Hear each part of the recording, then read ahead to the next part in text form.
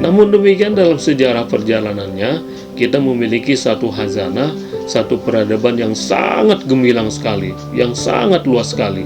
Ya, bagaimana tadi saya menjelaskan ya, peradaban di tanah Jawa sendiri ya, babat tanah Jawa, kurang lebih pada zaman itu ya, kitab-kitab Mahabharata, kitab Sutasoma, kitab Negara Kertagama itu baru ditulis ya, dan itu hidup pada zaman kerajaan-kerajaan sebelum Majapahit ya, Kediri, lalu kemudian dilanjutkan oleh kekuasaan kerajaan Majapahit, baru kemudian setelah sekian lama ya Majapahit itu berkuasa, baru muncul kekuasaan yang berbasiskan Islam yaitu Demak ya, dan seterusnya. Itu jeda waktunya cukup lama ya. Lalu apa yang terjadi di belahan dunia lain ya, bahwasanya kitab-kitab atau kajian-kajian, bukan hanya kajian agama seperti yang saya perlihatkan seperti ini, tapi mereka sudah mengkaji bagaimana pemikiran-pemikiran para filosof Yunani, para filosof-filosof dari India ya, dari Cina, dari Mesir kuno dan sebagainya. Ya, kita masih berkutat dalam hal sekitar tanah-tanah Jawa dan sekitarnya ya. Memang pada saat itu keyakinannya adalah keyakinan Hindu-Buddha. Dalam perjalanannya, seorang Al-Ghazali itu tidak hanya merambah di bidang kajian filsafat ya, atau filsafat Yunani. Dia juga benar-benar mengetahui dan menyelami bagaimana kondisi, bagaimana seluk-beluk tentang dunia tasawuf. Nah, dunia tasawuf ini juga menjadi perhatian utama dari seorang Al-Ghazali, hingga sampai pada zaman itu ya dikenal, semenjak Al-Ghazali lah kajian tasawuf itu bisa sanggup berdamai dengan kajian-kajian fikih. Karena memang sebelum-sebelumnya terjadi kontradiksi, terjadi kerumitan, terjadi kemelut ya, antara kajian-kajian tasawuf dengan kajian fikih. Nah, hingga akhirnya datang seorang Al-Ghazali. Al-Ghazali barulah seorang ilmuwan dan juga seorang ulama yang bisa menjelaskan, yang bisa menerangkan mana saja wilayah-wilayah yang memang menjadi kajian wilayah fikih, dan mana-mana yang menjadi perhatian dari kajian tasawuf. Sebelumnya itu terjadi campur baur ya, hingga akhirnya menjadi semacam kebingungan masyarakat, kebingungan umat Islam, kebingungan para ulama, kebingungan para sarjana, manakah yang bisa membedakan antara kajian-kajian fikih, ibadah-ibadah yang ada dalam Islam, dan mana saja yang bukan termasuk kajian fikih tetapi masuk kajian tasawuf. Nah, dari kajian-kajian itulah yang akhirnya kemudian muncul seorang Al-Ghazali yang mungkin menurut pendapat para ulama setelahnya, dia yang bisa mendamaikan antara kajian fikih dengan kajian tasawuf. Ini sangat berat ya. Coba saja kalau Anda baru mengkaji, mempelajari tentang kajian-kajian Islam, sekaligus untuk mempelajari dua perspektif, yang satu fikih dan yang satu tasawuf. Coba Anda bisa bedakan antara keduanya, tidaklah mudah ya. Tapi yang akhirnya memberikan garis pemisah antara keduanya ya semenjak Al-Ghazali itu, sehingga sangat terkenal ya bagaimana kiprahnya beliau dan benar-benar peran yang pernah dilakukan oleh seorang Al-Ghazali.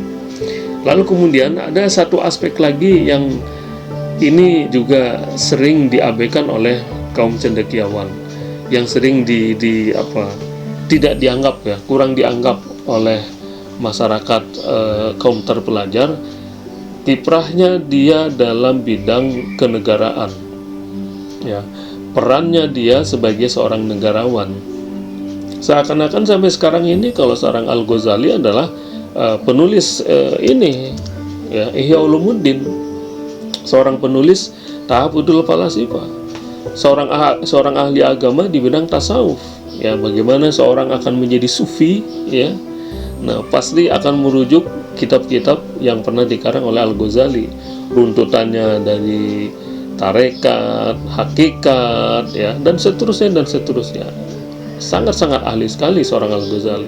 Tetapi dibalik dari keilmuan-keilmuan yang ada pada saat itu yang pernah dia kuasai, ternyata dia juga seorang negarawan. Ada satu kitab ya, ini kumpulan dari Al-Ghazali, karang-karangannya. Kurang lebih karangan yang sempat pernah saya lacak itu ya sekitar 28-29 kitab. Dan itu yang baru terlacak ya. Banyak juga di sana sini buku-buku yang sampai sekarang itu masih belum jelas. Masih belum ditemukan maksudnya. Masih belum diketahui jejaknya, apakah itu masih ada di perpustakaan-perpustakaan pribadi ataupun ada di beberapa tempat yang berserakan ya. Karena konon karang-karangannya itu bukan hanya puluhan ya, tapi lebih dari sekian puluh ya. Nah, salah satunya adalah ada salah satu kitab, ada salah satu buku At-Tibru fi Nasihatil Muluk, atau mungkin sebagian orang membacanya At-Tibru fi Nasihatil Muluk. Dia menulis ya tentang satu kajian yang khusus membahas tentang bagaimana seorang penguasa, bagaimana seorang raja itu seharusnya berkuasa. Nah, itu dia tulis memang khusus untuk ia dedikasikan kepada sang penguasa pada saat itu ya, Nizamul Muluk, penguasa dari Turki Saljuk.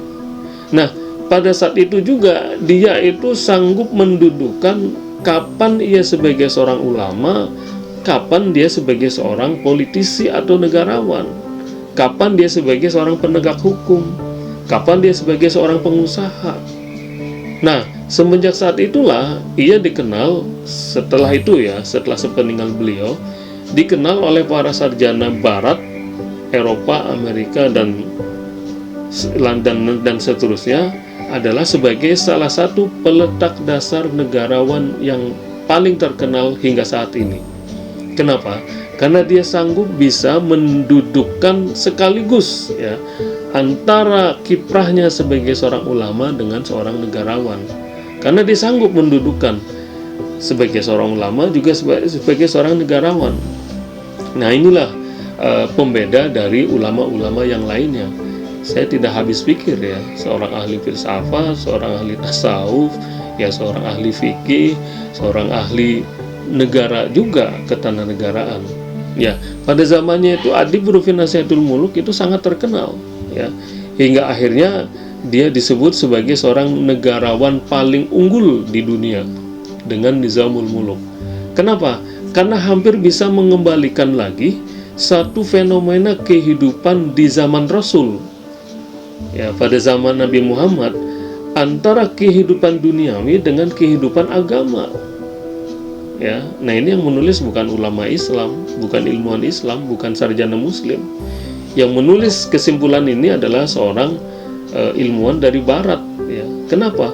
Karena dia menganalisa bagaimana dulu sejarah peradaban Saljuk itu yang bisa berkuasa, kemudian bisa berjaya sekian lamanya, berdasarkan dari mentor seorang Al-Ghazali, hingga akhirnya lahirlah suatu kehidupan yang sejahtera, yang damai ya, kehidupan antara kelompok-kelompok masyarakat yang ada, antara pengusaha, kapan itu dia seorang negarawan, kapan dia sebagai seorang ulama ya. Namun demikian pada sisi lain sebenarnya dari ditulisnya sebuah buku Nasihatul Muluk itu, At-Tibru fi Nasihatul Muluk, juga sebenarnya sebagai kritik ya, kritik terhadap ulama-ulama yang berperangai buruk ya, ulama-ulama yang memiliki karakter buruk, ulama usu kalau dalam bahasa agamanya ya. Yaitu siapa? Itu mereka para ulama yang sering menyelewengkan otoritasnya. Dia sebagai ulama tapi sering menggunakan dalil-dalil, ayat-ayat ya, ataupun kaidah-kaidah yang ada dalam agama untuk kepentingan politik, untuk kepentingan kekuasaan ya, yang pada ujung-ujungnya adalah kepentingan tersebut adalah bukan untuk kepentingan agama, tapi untuk kepentingan pribadi atau kepentingan kelompok. Nah, pada saat yang sama juga dalam tulisannya itu, kitabnya itu juga mengkritik tentang perlakuan atau usaha beberapa kelompok-kelompok agama ya. Dalam catatan sejarah itu disebut dengan kelompok agama Batiniyah ya, yang bermazhab Syiah. Itu mengalami masa pertentangan yang cukup kuat Nah, ini mungkin sejarahnya ya, kenapa makam Al-Ghazali yang sekarang berada di Iran itu dibiarkan begitu saja. Mungkin di masa hidupnya seorang Al-Ghazali adalah salah satu penentang yang sangat kuat ya untuk berkembangnya satu paham yang ada dalam Syiah Batiniyah itu, yang memang secara ideologi agama Islam itu menurut Al-Ghazali ya tentunya itu sudah menyimpang dari ajaran Islam. Nah, itulah yang saya bahas, bagaimana tentang kiprahnya, sepak terjangnya seorang Al-Ghazali itu dengan dunia politik dan dunia kenegaraan. Pada sisi lain, seorang Imam Al-Ghazali ini sendiri sering dikutip dalam berbagai macam literasi dunia, bahwasanya tulisan-tulisan beliau, karya-karya beliau dalam bidang teologi, dalam bidang agama, ternyata juga banyak menginspirasi berbagai macam ilmuwan yang ada. Ya, diantaranya adalah bagaimana perkembangan filsafat skolastik yang terjadi di Barat, bagaimana lahirnya filsafat skolastik di masyarakat Kristen dan masyarakat Yahudi. Nah, ternyata sedikit banyaknya itu banyak dipengaruhi dari ide-idenya Al-Ghazali. Nah, kita tahu Al-Ghazali itu sebagai Hujjatul Islam, ya, sebagai pembela agama, pembela ideologi agama Islam pada saat itu terhadap serangan-serangan atau munculnya peradaban baru yang berasal dari filsafat Yunani. Nah, ini salah satu sebagai inspirasi atau sumber utama hingga lahirnya masa filsafat skolastik yang lahir di masyarakat Eropa pada saat itu, ya. Tidak hanya filsafat skolastik yang ada di masyarakat Kristen, ya. Kita mengenal pada zaman itu ya tokoh-tokohnya seperti Thomas Aquinas dan sebagainya, itu konon ternyata juga banyak terinspirasikan dari pemikiran Al-Ghazali. Bagaimana caranya untuk membentengi suatu agama dari berbagai macam pengaruh-pengaruh yang kemungkinan datang itu dari luar. Nah, pada zaman itu yang pertama kali melakukan satu bentuk melindungi ya atau memelihara ideologi agama dari rongrongan atau dari pengaruh ideologi-ideologi lain ya atau model-model pemikiran lain, yang pertama dicontohkan adalah seorang Al-Ghazali ya, bagaimana dia akhirnya memformulasikan manakah filsafat Islam dan manakah filsafat Yunani ya, hingga akhirnya pada saat itu ia di satu sisi diklaim sebagai salah satu biangnya salah satu penyebab utamanya ya yang menghentikan alur pemikiran filsafat logika yang bisa menghantarkan masyarakat dunia maju dalam ilmu pengetahuan ya. Sementara pada saat itu Al-Ghazali melakukan bentuk perlawanan terhadap pengaruh yang sangat luar biasa pada saat itu, bahwa ilmu agama itu akan dilogikakan semuanya. Ya, itu kalau kita berbicara secara fair ya. Silahkan para pemirsa dan Anda semuanya untuk menilai sejauh mana.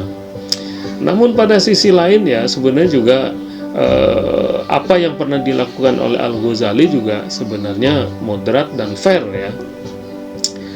Dalam mazhabnya Al-Ghazali atau model pemikirannya Al-Ghazali sebenarnya terhitung menjadi satu pemikiran yang moderat ya, yang berada di tengah-tengah. Ia sebagai penengah dari teologi yang berhaluan pada mazhab Hambali ya, yang bersumberkan pada teks ya. Sementara di sisi lain adalah di sana ada mazhab yang cenderung menggunakan akal logika, yaitu mazhab Mu'tazilah. Nah, oleh karena itu hampir semua kalangan sependapat bahwasanya seorang Al-Ghazali adalah seorang teolog mazhab Asy'ariyah. Mazhab Asy'ariyah itu dikenal adalah dalam Islam sebagai mazhab tengah-tengah ya.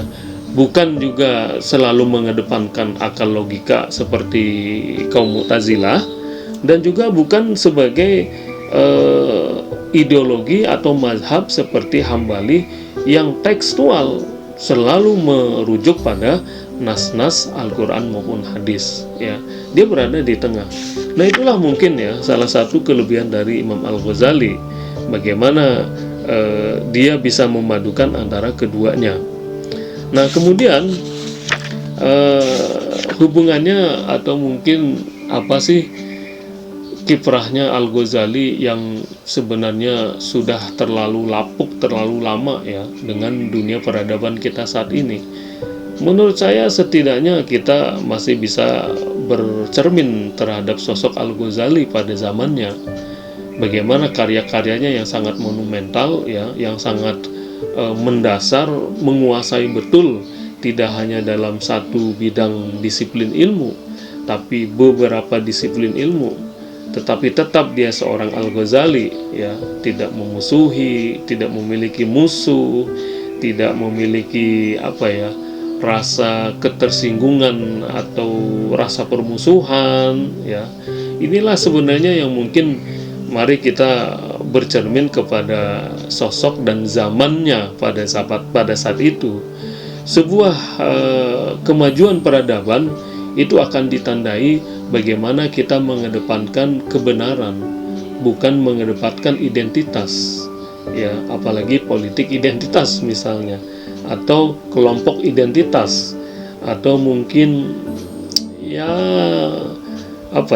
berbasiskan pada kepentingan sesaat. Tetapi kita mungkin bisa belajar dari kiprahnya Imam Al-Ghazali ini dalam perjalanan hidupnya yang cukup singkat ya, hanya 55 tahun usianya, tetapi karya-karyanya sampai saat ini masih dikenang, bahkan masih dipelajari ya. Anda bisa lihat, Anda bisa pergi ke seluruh penjuru pesantren pondok di Indonesia, hampir pasti mempelajari beberapa kitabnya.